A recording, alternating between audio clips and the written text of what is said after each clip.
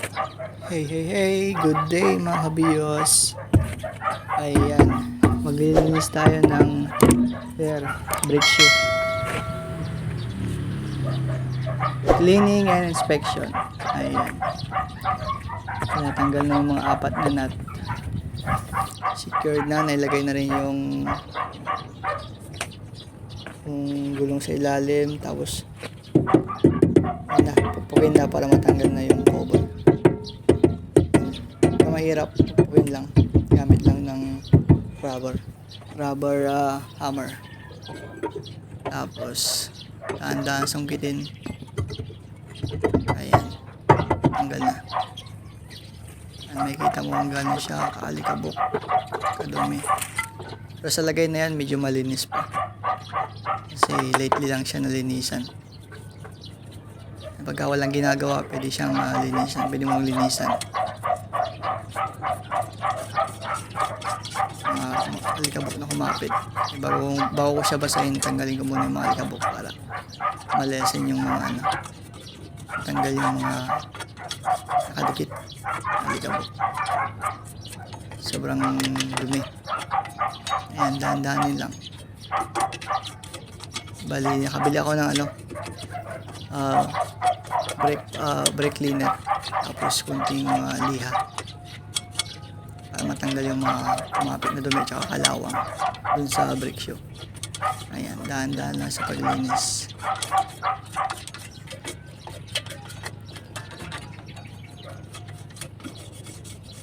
Bali, gumamit lang ako ng di ginagamit na toothbrush para hindi na gano'n bumili. Yan, sa mga gustong mag DIY, kaya nyo yan, dali lang naman, basta may mga gamit na gagamitin. Ayan,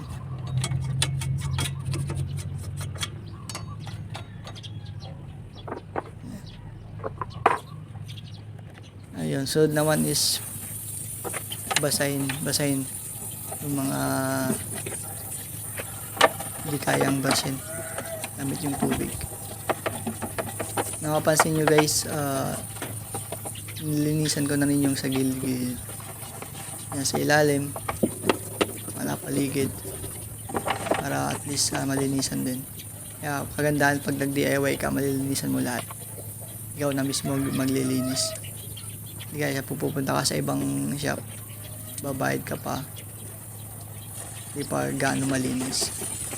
At least sa ganyang mga bagay, hindi ganong mahirap, kaya mo na yan. Ayan. Sinama ko na rin yung mga shocks, spring, coil spring. Ayun,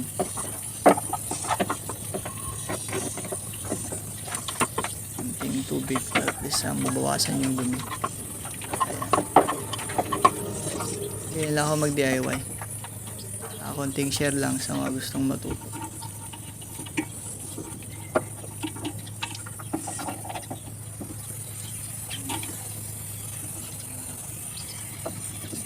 Napapansin nyo, hindi sementado yung tungtungan ng sakyan saka yung jack, pero matigas naman siya, hindi naman gaano malambot. Naglagay rin ako ng sapin na kahoy dun sa may jack para in case na mabasa yung sa ilalim, hindi gaano maglulubog. Yan, gamit ako ng liha para panlinis ko sa brake drum.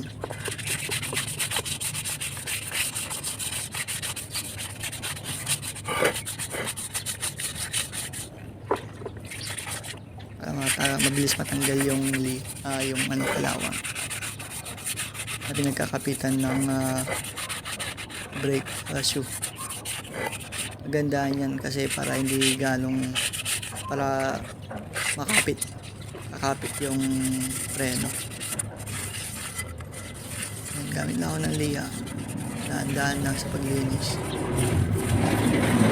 para hindi ganong makuskus yung pinaka surface niya. Makita mo na malinis na yung paligid niya, pwede na yan. Tanggal lang yung mga kumapit na kalawang. Napapansin nyo, malinis na siya. Hindi ko na naipakita kung gano'n siya kadumi kanina.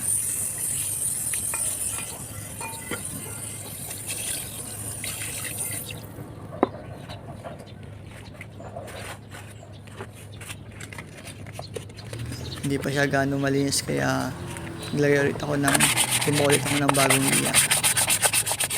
Kahit ako ng 1,000 lang, 1,000 na sandpaper.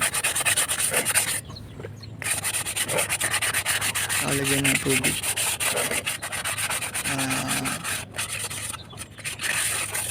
Tamang kuskus lang, pamilinis lang. Magandang makintab. Ayan. Malinis na yan, susunod ko na rin yung brake shoe sa ilalim, sa loob mismo. Makapansin nyo mamaya medyo maputik kasi may alikabok kapag nilinisan ko na yung brake shoe o yung sa pinakaloob mismo. Hindi ko na tanggal doon na mismo para hindi ko na magalaw yung setting ng mahirap na. DIY lang tayo, hindi tayo eksperto.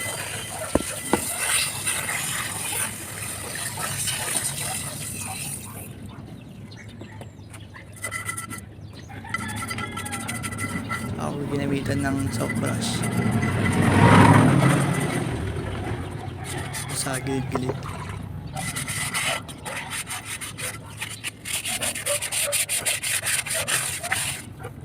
Yan lang kadali paano maglinis ng brake drum. Sinama ko na rin sa labas. Iba kasi hindi na naglilinis ng gaano, kaya plus ko na rin.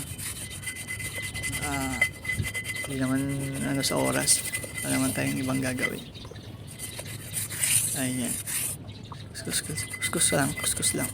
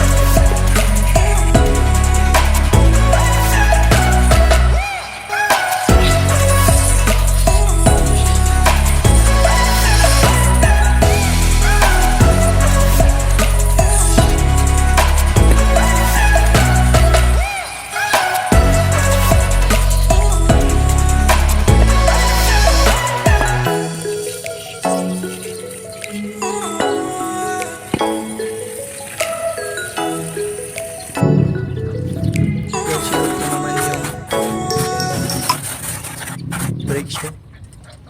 Isipihan ko gamit yung brake cleaner.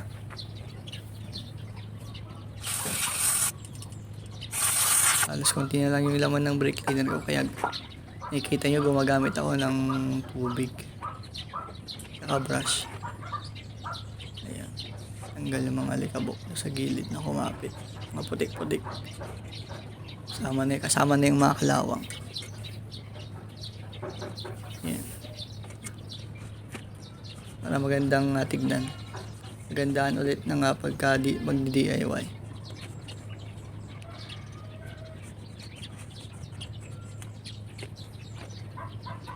Kita mo yung basahan, putik-putik, nangingitim. Yan. Magandang paglinis.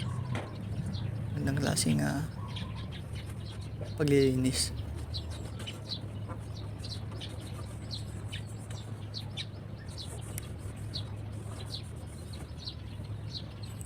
Diba?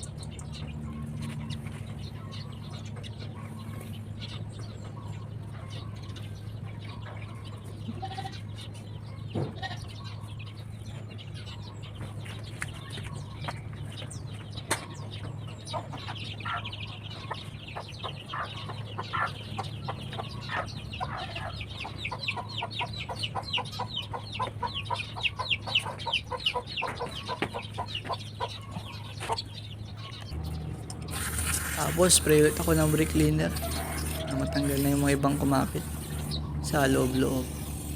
Ayan, kamalinis na. Pwede nang assemble ulit, ibalik. Lagay na yung brake drum cover.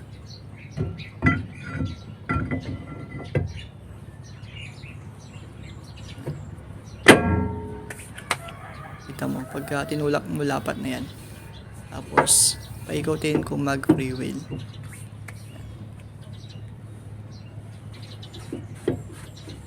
Oops. Tinglinis. Tapos, ibabalik na natin yung gulong sa likod. Ayun lang. Kayang-kaya nyo yan. Gawin lang tayo mag-linis ng brake drum tsaka brake shoe. Sa mga gustong mag-DIY dyan, pwede nyo sundan yung kung ano yung ginawa ko, ano yung mga ginamit ko.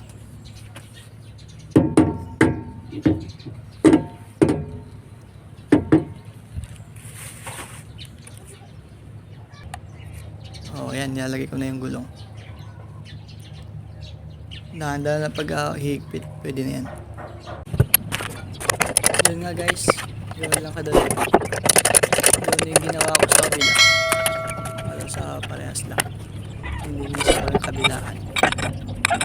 Yun lang, salamat.